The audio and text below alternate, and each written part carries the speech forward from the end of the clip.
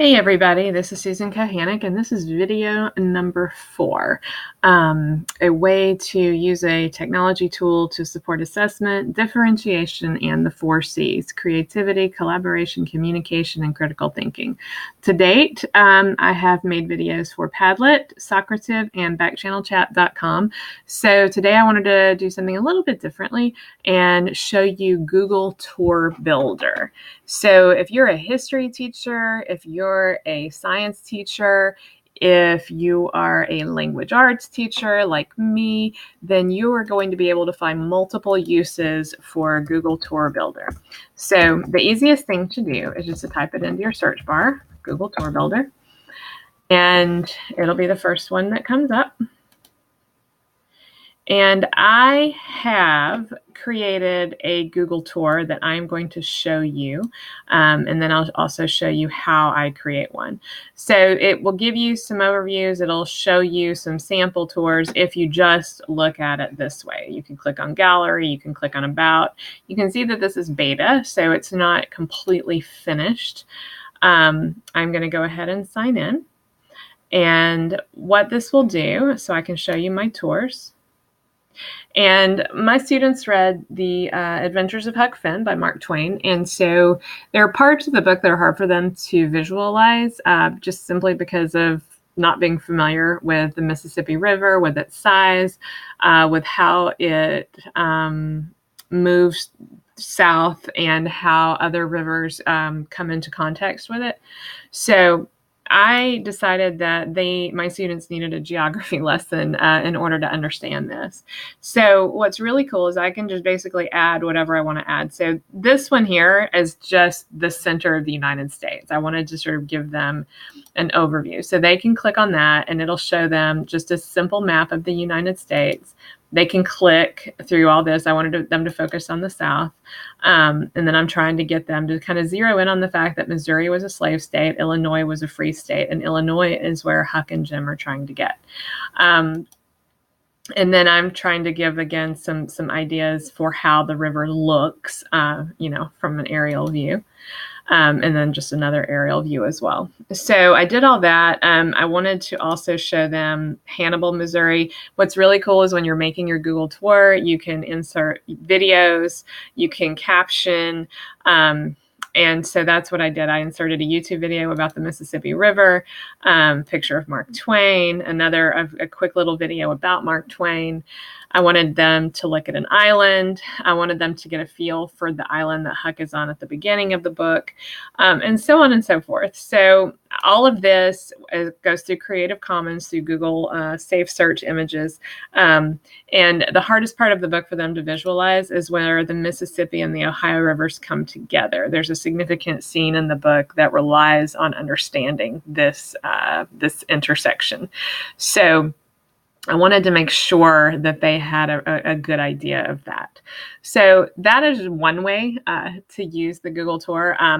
So let's say I want to create a new one, and I'm about to do The Great Gatsby. So I want to do something with New York, and I am the author. So I do create, and I just want to do this to just show you what your options are. So the best thing to do here is add location, and I'm going to start typing New York.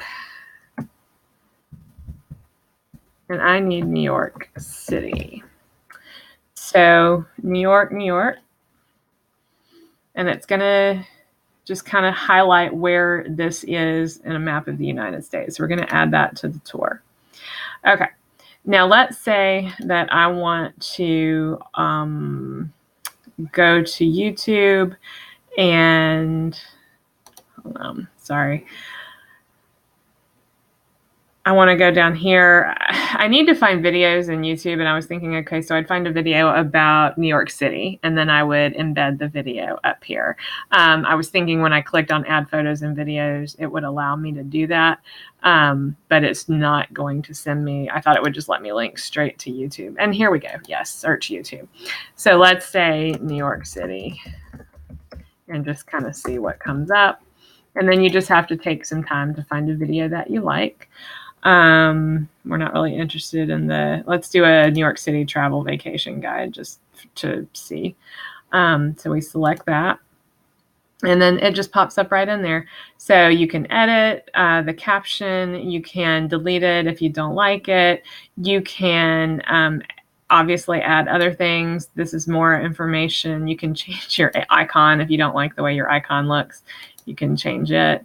And you just keep building it with whatever you want to build. So let's say I'm trying to think what else is important in The Great Gatsby. So let's say Newport, and it should be Newport. Would have said Rhode Island, but let's say it's Newport here. So you put in your location, and again, it pops up, and then you can obviously add that to the tour, and then keep adding whatever you want to add. And when you're done, let's say that you want that to come first, you just click and drag, and you can rearrange your locations. So in terms of how I use this, I've only used it once, and that was me using it to teach the kids, just to give them a visual for Huck Finn. But what I would really like to do is have my students create their own Google tours. So especially if I was a history teacher, or if I was an AP environmental science teacher, and I want the students to teach, the other students about some particular area or region or battle, or, whatever's relevant to my content area, then Google Tour Builder would be a really cool way to do this. Theoretically, you could also have an entire class contribute to one Google tour. What you would do is you would create an account, and they would all have access to that one account. And that's how they would all log in and then make their own contributions. So that could be a really cool way to promote collaboration, communication, critical thinking, and creativity. It's also going to allow for some differentiation, because the kids will be, especially if they're in groups, they're going to sort of separate out how they're doing different parts of the assignment. And it's also a good way to do assessment as well throughout the process of creating the tour, as well as when they present the tour to the rest of the class.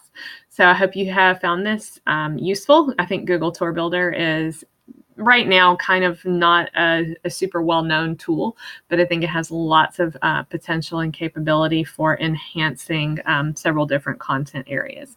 Thank you very much.